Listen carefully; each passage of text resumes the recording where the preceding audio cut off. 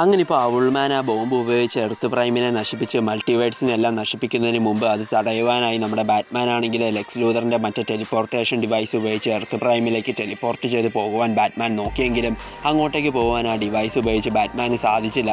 അന്നേരം തന്നെ Lex Luther ആണെങ്കിൽ ശരിയായ വേഗതയിൽ ആരെങ്കിലും വൈബ്രേറ്റ് ചെയ്താൽ ഔൾമാൻ ടെലിപ്പോർട്ട് ചെയ്ത് പോയപ്പോഴുണ്ടായ തരംഗത്തെ തിരിച്ചു കൊണ്ടുവന്ന് ഒരു പോർട്ടൽ ഓപ്പൺ ചെയ്യുവാൻ നമുക്ക് സാധിക്കുമെന്നും അതിന് പറ്റിയ വേഗതയുള്ള ഒരാളെ നമുക്ക് ആവശ്യമുണ്ടെന്ന് ബാറ്റ്മാനോട് പറഞ്ഞതും അപ്പോൾ തന്നെ താൻ തയ്യാറാണെന്ന് പറഞ്ഞ് ഫ്ലാഷ് മുന്നോട്ടേക്ക് വരികയാണ്.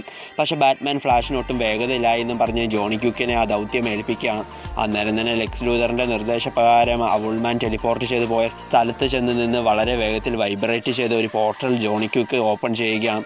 അപ്പോൾ തന്നെ മറ്റേ ടെലിപ്പോർട്ടേഷൻ ഡിവൈസും എടുത്തുകൊണ്ട് ബാറ്റ്മാൻ അതിൻ്റെ ഉള്ളിലേക്ക് കയറുകയാണ്. ബാറ്റ്മാൻ്റെ പുറകെ ഫ്ലാഷ് പോകുവാനായി തുടങ്ങിയതും ഫ്ലാഷിനെ ലെക്സ് ലൂതർ തടഞ്ഞു നിർത്തുകയാണ്.